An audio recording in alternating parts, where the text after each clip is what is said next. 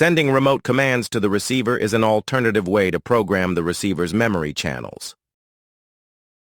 Let's say we want to write the frequency 118.700 MHz to Bank 2, channel 18, and we also want to write a name for that channel, called a memory text tag.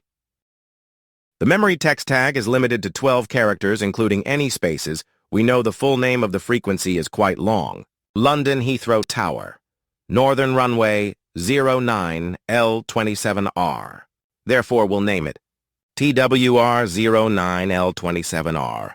11 characters total. This video focuses on the remote command MX, which is used to write data to a memory bank.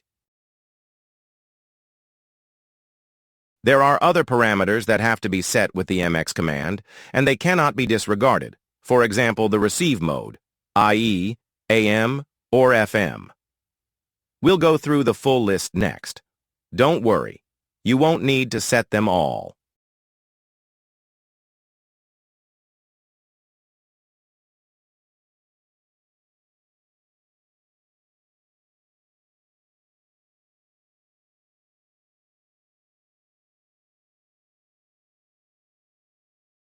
I recommend you download the list of commands for the receiver so you can take time to read and understand what each command does. Below this video in the description, there's a link you can click on that will download the command list manual. There is no actual command list for the AR5700D as the receiver uses the same command list for the AR5001 receiver. In the example earlier, we wanted the frequency 118.700 MHz written to Bank 2, channel 18. From the full list of commands that follow the MX command, we're going to keep it simple and only use the minimum additional required commands. We're only going to use RF, BW, MD, AT, AN, and TM.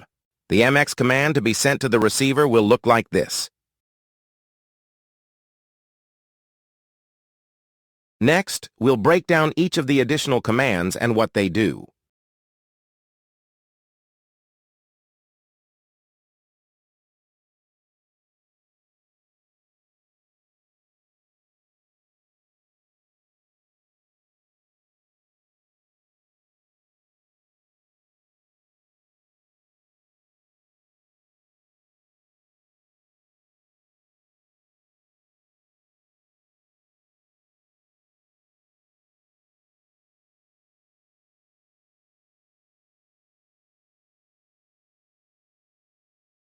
For your PC to be able to communicate with the receiver, you will need to connect the receiver's USB port to a USB port on your PC or laptop. You'll need a terminal emulation software program that will allow your PC to communicate with the receiver.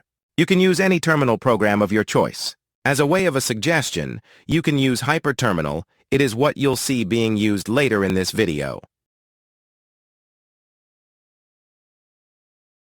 What is HyperTerminal? HyperTerminal is a terminal emulation software program for Windows.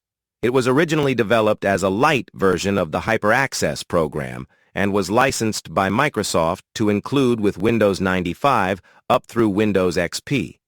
HyperTerminal was discontinued when Microsoft released Windows Vista. How does HyperTerminal work? HyperTerminal supports text-based communication through various methods: Telnet, SSH, modem, and serial port connections, RS-232. The software receives data through the connection and processes the data through a terminal emulator that is designed to mimic different types of terminal systems.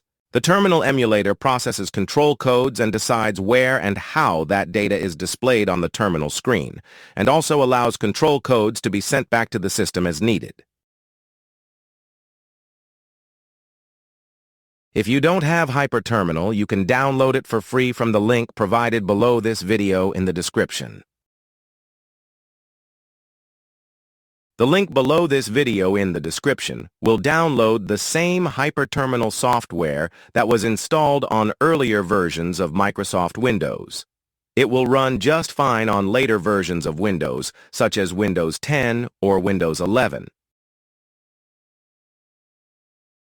Assuming you are using HyperTerminal for the very first time and not just creating a new connection, as you may already be familiar with the software, HyperTerminal needs to see a COM port which the receiver identifies itself as when it's plugged into your PC USB port.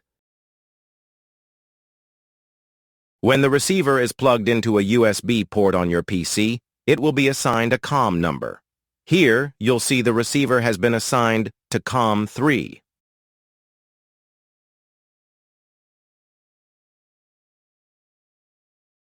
The COM number may be different for you. That's okay. No worry. You just need to remember what COM number the receiver is using when we set up HyperTerminal shortly. Once the receiver is plugged into your USB port, you'll need to double-click the USB serial port to open the Properties tab. Make sure your settings match the settings below. Bits per second, 115,200 bps. Data bits set to 8, parity set to none, stop bits set to 1, and flow control set to none. Next, check the receiver's communication speed, baud, matches your PC serial speed. On the receiver, press the function button, then press the kilohertz button. That will enter the receiver into the configuration menu. Check the receiver is set to 115,200 bits per second. Once you have downloaded HyperTerminal, unzip the extracted files to a folder on your PC of your choice. Typically, the file will be downloaded to your Downloads folder. Double-click on the file HyperTRM to run HyperTerminal.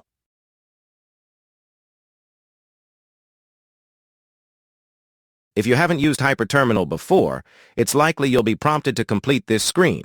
Just choose United States and enter 12345 for the area code, and then click OK. When you see this screen, click OK. Open the HyperTerminal program and type AR5700D in the new connection name. Now click OK. In the main HyperTerminal window, click on File and then click Properties and choose the Settings tab. Change the emulation to VT100 and backscroll buffer to 0. Once you've done that, click OK. Let's open HyperTerminal and send a command. Before we send the MX command, let's run a quick check everything is working. We're going to send a command that the receiver will reply back with a response. Not all commands sent will return a result. The receiver, for example, does not return a result when the MX command is sent. We'll use the UB command. The UB command returns the receiver's communication speed.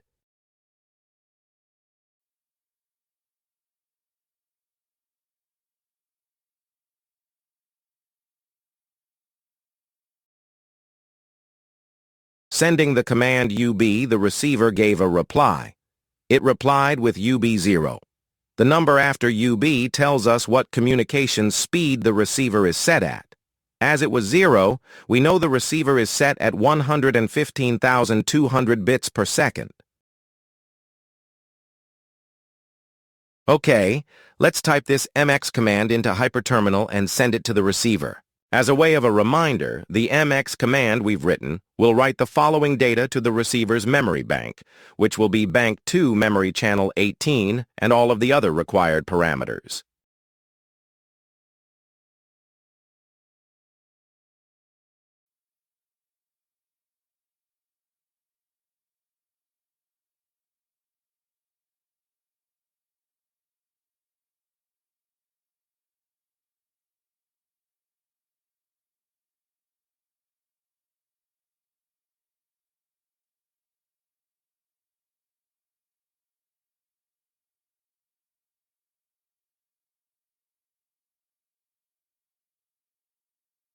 You'll see that once we send the MX command to the receiver, as mentioned earlier, the MX command doesn't give a reply back, not even a thank you. Well, that's just typical of AOR. Hey, just a joke. Okay? After sending any commands to the receiver, it's best to send the EX command as you just saw in the video. The X command tells the receiver to end the remote session. If you fail to send the EX command after sending any commands, the receiver remains in remote operation. You can regain manual control over the receiver by pressing any key on the receiver to end the remote session. However, the receiver keypad will remain locked. To unlock the receiver, simply press the function button and then the number 2 key lock button. So far, only a single memory channel has been written to the receiver. You might want to program 5 memory channels, or 10, 25 even. What if you wanted to program 100 memory channels?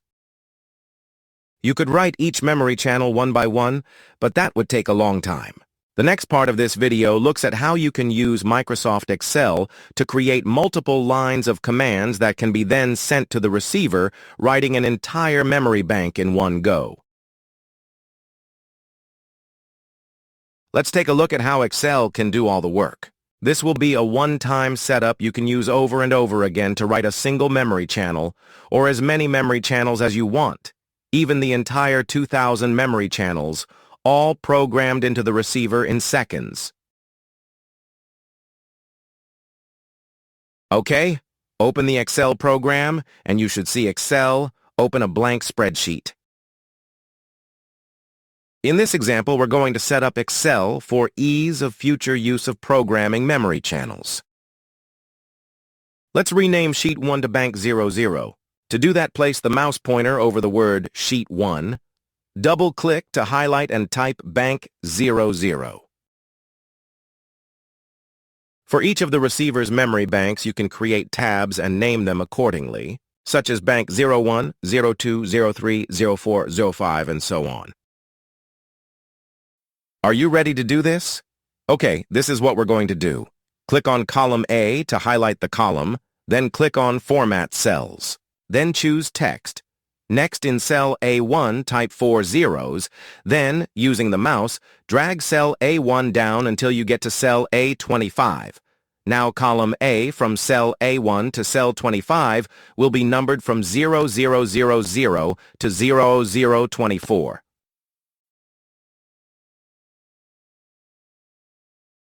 This is what column A should now look like.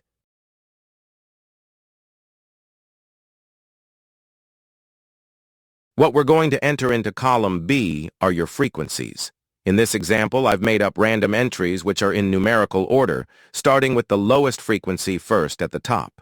You can either manually write your frequencies or paste them from another source into column B. You can use the sort feature to sort them numerically ascending or descending if you wish.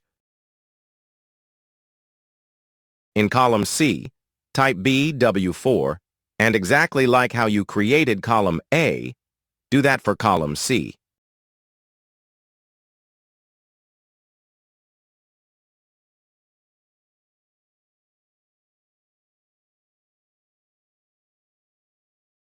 In column D, fill cell D1 to D25 with MD02. In column E, fill cell E1 to E25 with AT1, and in column F, fill cell F1 to F25 with AN11. In column G, this is where you'll name each of the memory channels accordingly. In this example, I've just called each memory channel Airband 1, Airband 2, Airband 3, etc.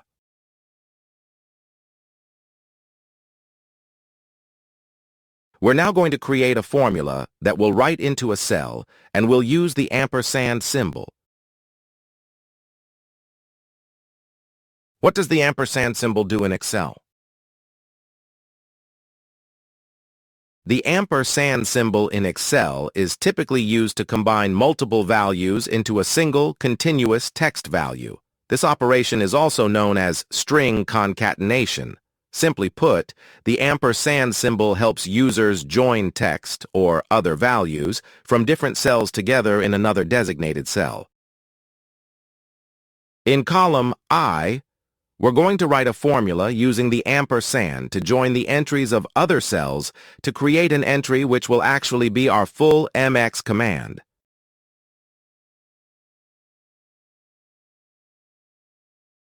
Here's what the formula looks like. Pretty complicated, right?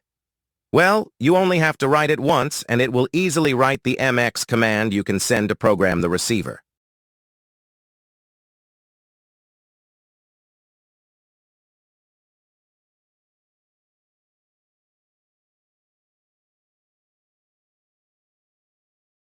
The formula you'll place into cell I1, and you'll replicate the entry for as many memory channels as you wish. In this case, it's only 25. Now, if you click on column I to highlight the entire column, we're going to copy the entire column entries so we can paste them into the HyperTerminal software.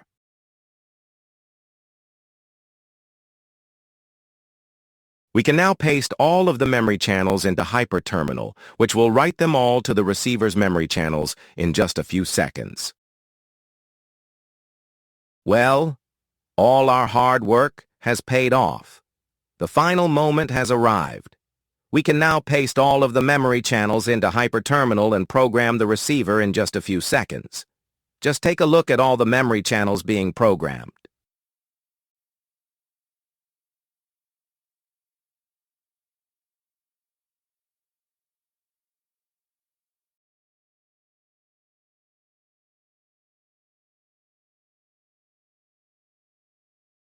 Once you've created this spreadsheet, any of the entries you change in column B will automatically update in column I.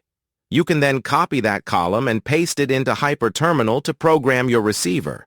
Whether you're just writing a single memory channel or writing the entire 2,000 memory channels, now you can program the receiver in seconds. I hope you've enjoyed this video. Thanks for watching.